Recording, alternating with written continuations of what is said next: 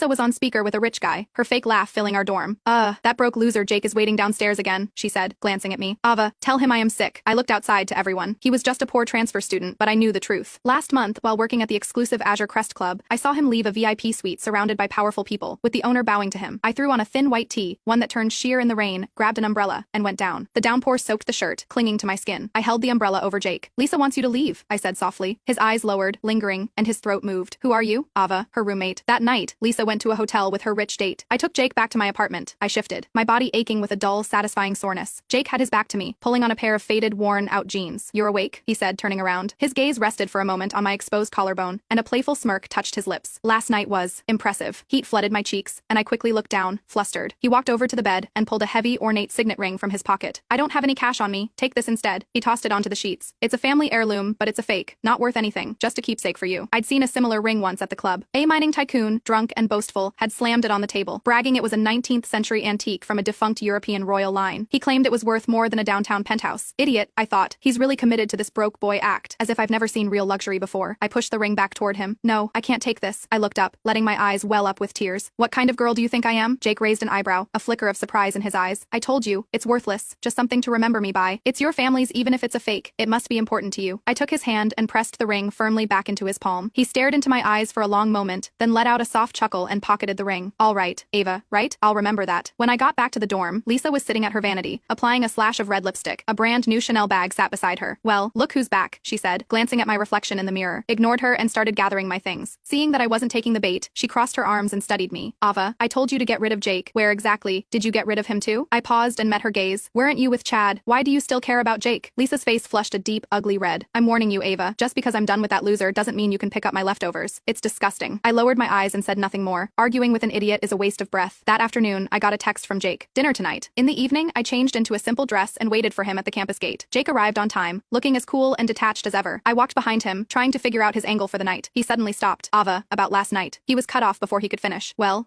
if it isn't Jake. I turned to see Lisa clinging to the arm of a slick-haired trust fund kid, a defiant look on her face. What's this? Dumped by me and already found a replacement? Her eyes full of contempt darted between the two of us. Jake, you're a broke nobody. What right do you have to date anyone? What could you possibly buy for her? Jake's expression darkened. I stepped forward, positioning myself between them. Who I have dinner with is none of your business, Lisa. Lisa's new boyfriend, Chad, eyed me with a lecherous grin. She's with you. She looks pretty innocent. Why don't you join us for dinner tonight, sweetheart? The color drained from Lisa's face. She tugged on Chad's arm. Honey, don't we have a movie to get to? Let's not waste our time on people like this. She shot me a venomous glare before dragging the man away. Jake looked at me. You're pretty quick to jump to my defense. I looked down, exposing the pale, slender line of my neck. I just think she's being cruel. He suddenly smiled, a hint of amusement in his eyes. Come on, let's get that dinner.